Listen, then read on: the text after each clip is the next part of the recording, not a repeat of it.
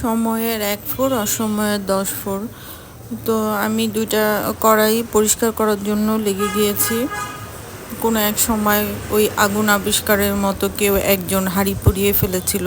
এক সময় দেখলো যে সেই হাঁড়ি থেকে ময়লাগুলো পুরানোর ফলে ময়লাগুলো আলগা হয়ে গিয়ে হাঁড়িটা পরিষ্কার হয়ে গিয়েছে। এরকমভাবে হয়তোবা এইভাবে পরিষ্কার করার বিষয়টা মানুষের মাথায় আসছে। যদিও অনেক গ্যাস ফুরায়, কারণ এই কাজটা করতে গেলে আপনাকে প্রচণ্ড ধৈর্য সহকারে চুলার উপরে হাঁড়িটা দিয়ে ভুলে যেতে হবে। তারপরে একসময় দেখবেন আস্তে আস্তে জিনিসটা পরিষ্কার হয়ে যাচ্ছে। তো আমার তো আসলে ধৈর্য কম, এই কারণে আমি অতক্ষণ আসলে গ্যাসটাও অনেক ফুরায়। আমি একসময় সিলিন্ডার গ্যাস ব্যবহার করেছি। আমি জানি যে সিলিন্ডার গ্যাসের কতটা দাম, এই কারণে আমি অত ধৈর্য রাখতে। এই কারণে আমি বলছি যে সময় মতো যদি আপনি হাঁড়িটাকে ভালো মতো পরিষ্কার করেন, একসময় কালো হয়ে যাবে।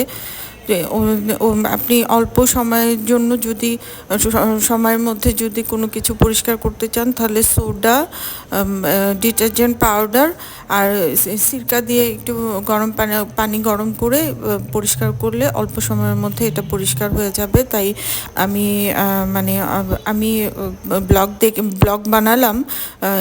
এইভাবেও পরিষ্কার করা যায়, কিন্তু আমার মনে হয় যে প্রাকৃতিক সম্পদ এইভাবে নষ্ট করে, কারণ এই কাজটা করতে অন্তত ৩ থেকে ৪ ঘন্টা সময় লাগে এবং ধৈর্য ধরে আপনাকে কিছুক্ষণ পর দেখতে হবে যে জিনিসটা পরিষ্কার হচ্ছে কিনা। পরিষ্কার কিন্তু হয়, এভাবে পরিষ্কার হয়, তারপরেও আপনাকে কিন্তু হাত লাগাতেই হবে।